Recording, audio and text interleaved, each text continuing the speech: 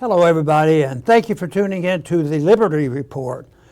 With us today is Daniel McAdams, our co-host. Daniel, good to see you. It's good to be back to the program. I was going to say, welcome back, Dr. Paul. Oh, I was just loafing on the job. Yeah, exactly. You're sipping margaritas on the beach. Yeah. Well, not quite, but wherever I have been throughout life, I usually want something to read, waiting in line for something. Oh, yeah. That's why when I had a medical office and I could stand, one of my rules to myself was, don't ever make my patients wait, which sometimes is a job. But anyway, waiting is not much fun, and we do a lot of wasting of time. So I tried over the years not to waste time, and I think that's one of the things that compels me now and for us to keep the program going, because it's to be busy, but also hopefully being productive. Yeah. So if we were talking about, I wouldn't be very good to run a sports show and know all the athletes, which I think that's great when people know about, and I love sport, but I couldn't have spent that much time. But when it comes to my personal liberty and the liberty of this country, I get a little bit excited about that. So today we want to talk about honest elections and how we do this. And I guess you observed that in the last few years they were accusing Trump of all kinds of things, trying an insurrection, taking over the government, and he has to be punished because he has just bent all the rules, and he supported insurrection, and I thought, all he wanted was a recount. Yeah. But it's an insurrection, and they're going to punish him. But I think his opposition, both Republican opposition and Democratic opposition, it's just hatred and jealousy. The Republicans, they probably start off by jealousy, but jealousy turns into hate. And there is a lot of hate. And he just, there are some terms you can use. He just totally ignores them and mocks them for being so hysterical. Yeah. And of course that eggs them on. But anyway, he has a lot of setbacks. It drives him nuts. He says, bring them on. Yeah. You're helping me. Yeah. And some of the Democrats, it's really funny. When the Democrat says, why are we doing this? He's using us. Yeah. But they still do. And of course, this weekend, the Supreme Court of the state of Colorado said, we're going to get them. We're going to take them and put them out of commission. And what we're going to do is take them off the ballot. What we have to do to punish Trump is deny the right of the voters, millions of people who might vote for him. They don't have a right to vote for this guy. We don't like him. He's dangerous. He wants an insurrection. So they're going to punish the people who all they want to do, maybe they're sort of like, they're for the democratic process and they're for voting. And maybe there are some people who are very frustrated, but they say we don't have much chance to do anything else because elections are sort of messy operation. So that has happened. So the Supreme Court, Colorado says, he doesn't deserve to be on. He was calling for the total overtake of the United States government, and of course that's a little bit over the top. But there are people that support it to go to their Supreme Court.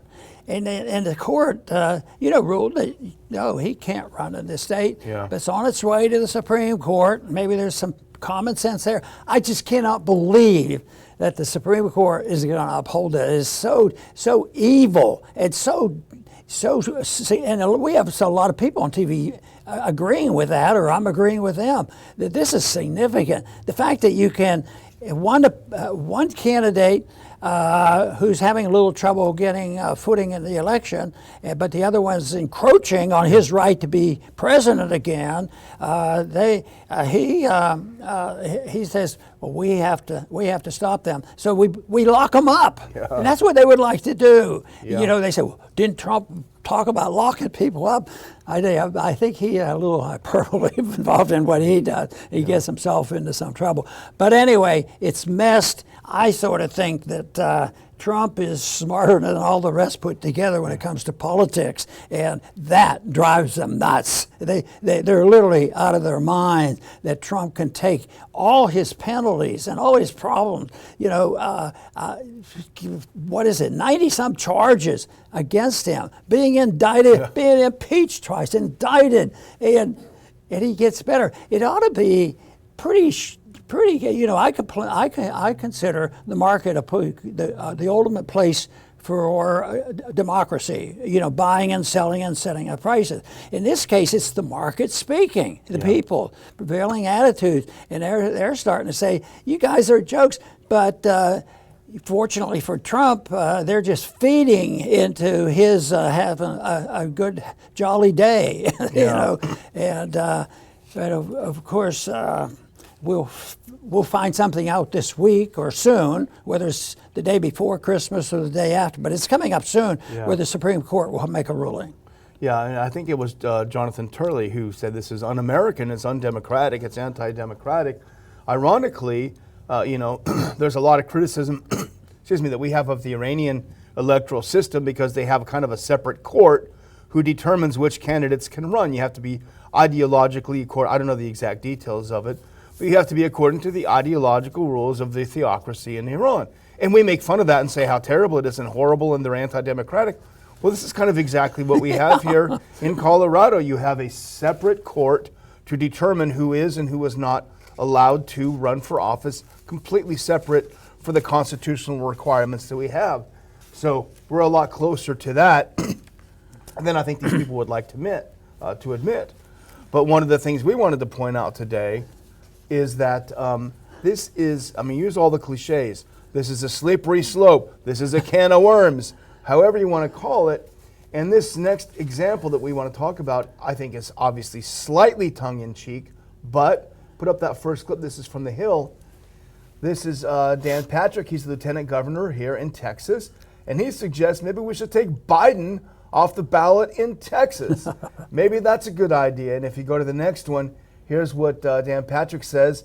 Seeing what happened in Colorado tonight makes me think, except we believe in democracy in Texas, but maybe we should take Joe Biden off the ballot for allowing 8 million people to cross the border since he's been president, disrupting our state far more than anything anyone else has done in recent history. Yeah, and there are Democrats waking up to this, the ones who want to live in a reasonable society and not look like a jerk for supporting something that is so outlandish. So they're starting to come around, and with the right ruling, there's going to be a lot of people, this issue gets dropped and people will have less fun about it, but it's still very, very serious, and they're undermining the total principles. But the system isn't all that great anyway. The electoral system and the majority dictatorship of what we have, the founders didn't like it, and from the very first campaign I was ever in, I was introduced to how it really operates, because there was a shock that I was beating this Democrat and all kinds of things were done. So that's a long time ago. And we know about LBJ. LBJ could never have been president with us really stealing an election, which is fully documented. So it's there's a lot of shortcomings on democracy, and because they always use the election of an individual, but the founders didn't set it that way. They wanted a representative government. The election of the president was never well intended to say that, and people want to move further in the direction of saying it's a majority vote. It's just individual vote. So we want the cities that really need a lot of help. San Francisco and Chicago and Detroit, Washington D.C. They can elect the president and cancel out 98% of the other population. So that's what democracy can end up. And it also shows that if they're going to do it to one group, the other people came along. So I think that I think Patrick knows that's not going to happen. But I think it's a great way of making a point, because some of the Democrats now are saying, if we keep impeaching Trump, maybe they'll do that to our president. And what do we have? We have an impeachment process going on. Of course, this guy deserves it. Yes. They're certainly there. It does feel like a descent into idiocracy in a way because, oh yeah, you bar our guy, well, we're going to bar your guys. And pretty soon, I mean, it's a joke. And I just have a couple more examples and it's, of Republicans suggesting we could do tit for tat. Let's go through a couple of these if we can. This is from The Blaze. This is Ron DeSantis. He reacts to the Colorado Supreme Court power grab quote. There was no trial. We got a thing popping up on that corner. There was no trial on any of this. Could we just say that Biden can't be on the ballot because he let in 8 million illegals? So here's DeSantis in Florida. And here we have the next one. If we go next, this is Kellyanne Conway on her show. She asked if Governor Kristi Noem if she could bar Biden from the South Dakota ballot. Why can't she do it? And here is another interesting one if we can. And I don't know who this person is. He could be a kook, but it makes an interesting point. Phil Kezak, he says, so under Colorado reasoning, a Florida court could hold a hearing, determine that Joe Biden took bribes, and bar him from being on the ballot for a federal election, despite the fact that Joe Biden was never formally charged and convicted of bribery. Interesting. And that is a very good point. Yeah, the insurrection, never occurred. Yeah. Yet everybody says we have to keep him off because he supported and organized and really created this insurrection. And yet they already point out there, this invasion, I think it actually borders really close to being treasonous in the sense that the doors are open and the backfiring of democracy. Well, the majority of the people through their representatives, allowed us to do that, so we have to take the benefits and the freedoms of the people that are already here. Yeah, kick them out of just because the hospitals are being occupied by veterans. We need more room for these invaders because it's really an invading. But if this thing would go through, and I can't imagine if there was some betting going on. I can't believe there'd be too many people betting their savings that, this is a done deal. I don't think that's going to happen. But if it did, even a hint of this, because there's already been threats made against the justices of Colorado. So, but if it did happen, I think that would tip things over. I think there would be a lot of violence, and in that sense, very, very dangerous. And a lot of the restraints, you can't believe it, but there's probably been restraints of people who get so disgusted with what's happening and how destructive it is to endorse a system that preaches and teaches, the redistribution of wealth as a holy thing. And of course, that's the entire system we've had for almost 100 years. And it's amazing we get by that way. And then they turn around and believe in lying is okay. That's not a big deal. And having counterfeit money, that's okay too.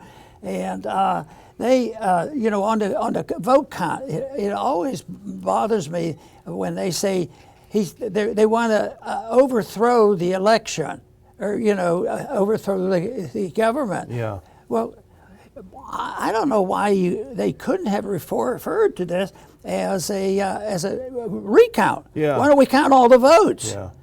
Find out if they were legal votes. We just want an investigation. If you have nothing to hide, you should be all for this. Yeah. To clean the air. Oh no, we'll put you guys in jail for suggesting it. Yeah.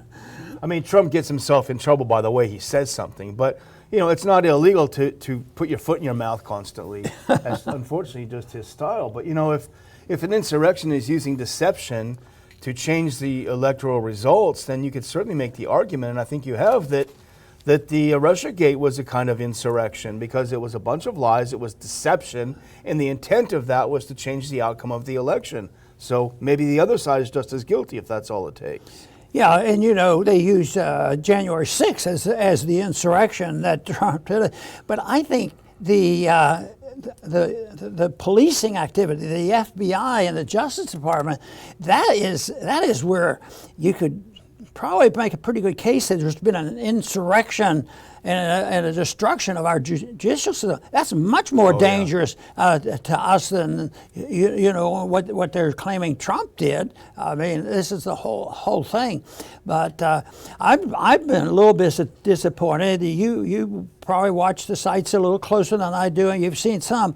But I thought I'd see a lot more once those tapes were released. I thought they'd be putting up something about every other day, because that was the evidence.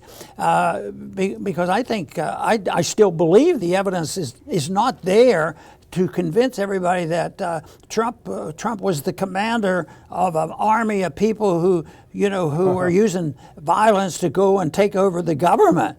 And I hear that there's even some help by the police and the Capitol Hill Guards. They actually help people to go in there. Of course, that's been known too. Yeah. Well, the Republican House, at least, has been too busy kicking out its own members, passing resolutions praising Israel, and what's the third one they've been doing? Putting more spying into the NDAA. So there's no time to talk about all this stuff. So priorities. Well, let's move along, and let's skip ahead to a couple of clips to the U.S. veto threat. Speaking of the Middle East, this is coming up a lot now. U.S. veto threat once again delays Security Council vote on Gaza ceasefire. I think it was about a week ago, Dr. Paul, if I'm not mistaken, that the U.S. was the only no vote in the entire UN Security Council, the only no vote, including our close allies, the only country to vote against calling for a ceasefire in Gaza, and now they're threatening to do that once again. Boy, I'll tell you, that's... I think the big picture here is that international organizations aren't the best way to preserve liberty. It centralizes everything, so if you're going to undermine liberty and you have a worldwide government, a globalist system, that it's much more easy to install authoritarianism, and that's what they do. But now they're threatening to veto it. And you might say, well, how can you worry about the vote? You don't even believe in intervention. True, I'd have us out of there, wouldn't have gotten into it. A lot of good people have argued that case since World War II, that it's not worthwhile. But we've been involved in discussing things like changing the rules that we're working with Iran. There might be a resolution or an agreement that our government has signed into, but there wants to be a change and moving away and towards something more sensible. And some people say, oh, you're a non-interventionist, you don't want to mess with that, you can't touch it. Yeah, but what if it's already passed and you're moving away from it? I think I think in economics that's similar to, there were some people that took the position, good people, and they say, well, if you're going to vote for the income tax at 90%, and you're endorsing the income tax. But what if it used to be 100?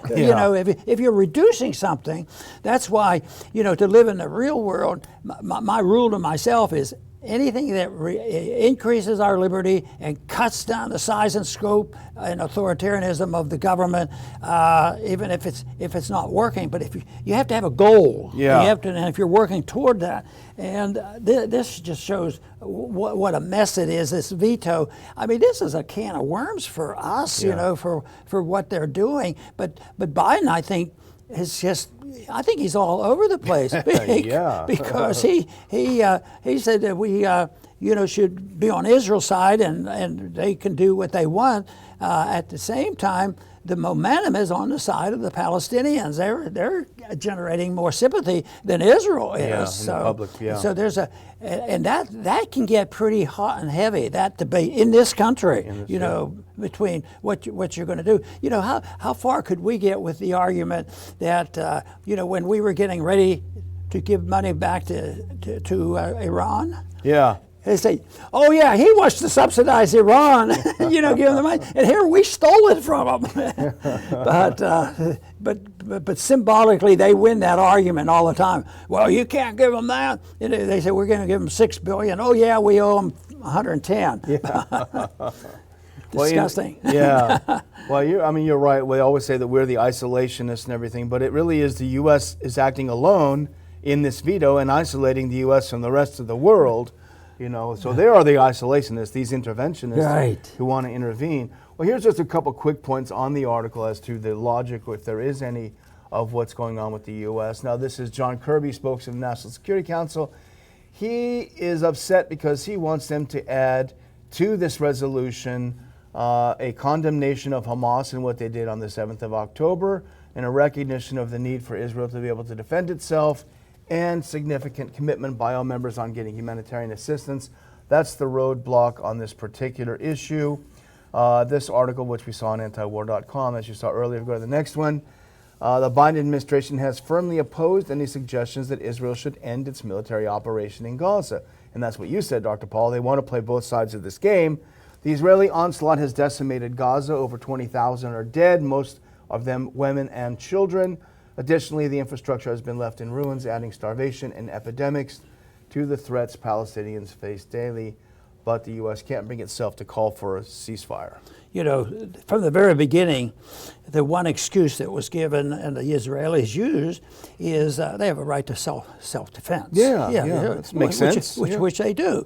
But they never say Palestinians have a right to say. No, they don't even have a right to exist. We're going to wipe them off the map. They're very bold in exactly what they're saying, you know, about the elimination of the Palestinians.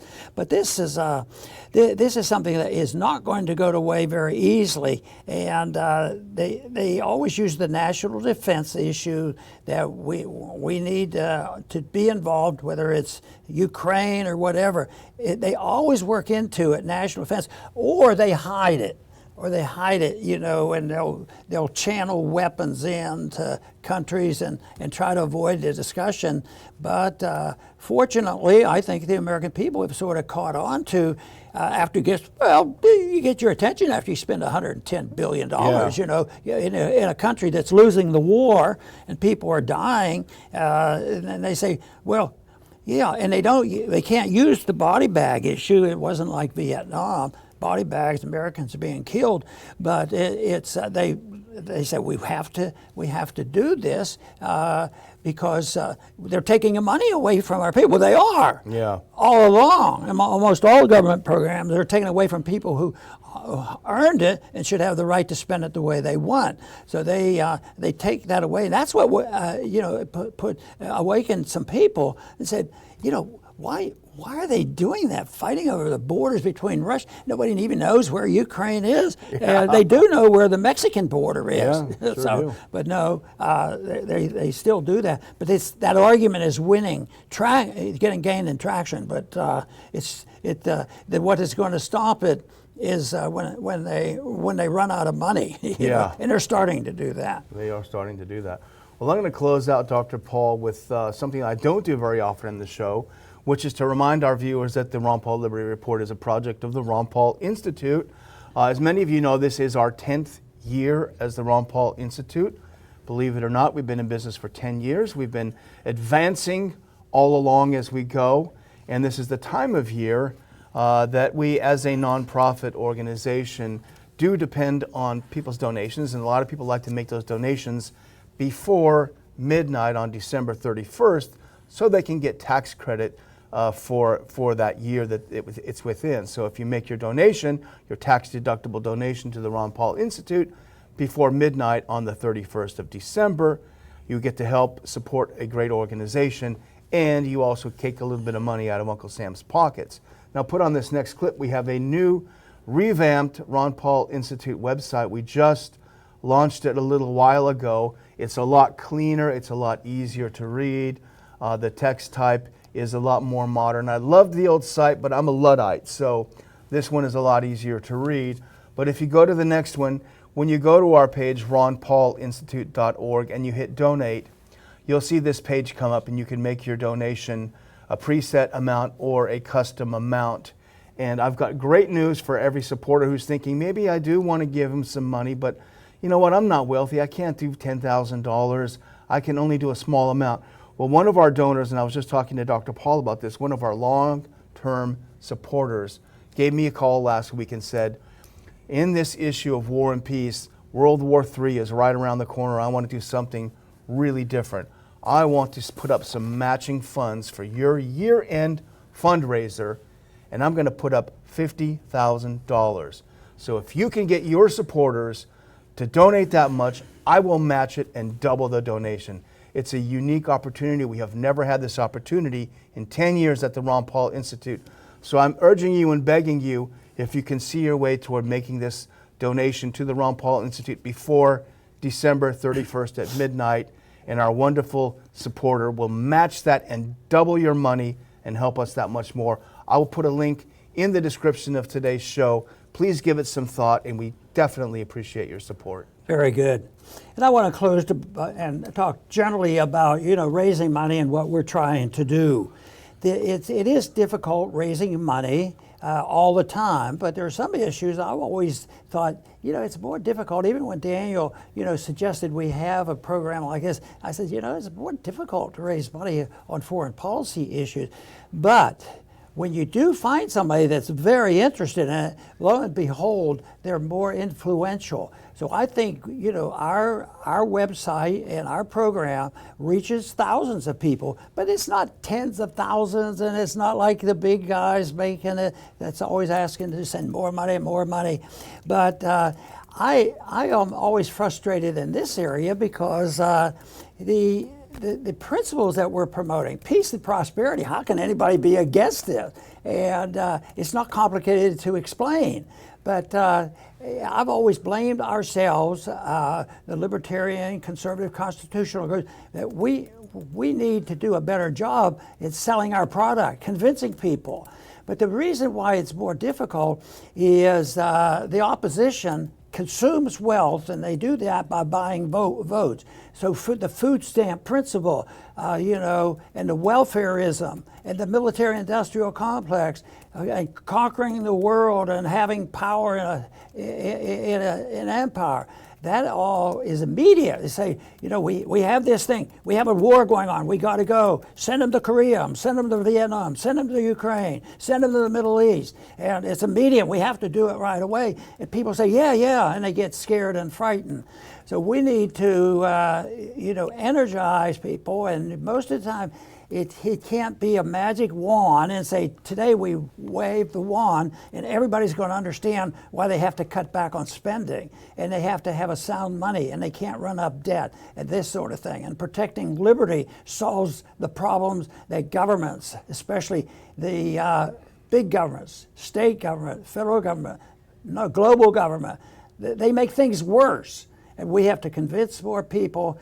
I think it's an easy sell when you get a chance. I was most excited in my campaigns is that when I presented this case for liberty and why it's positive is to get support from young people from colleges which were considered liberal progressive colleges.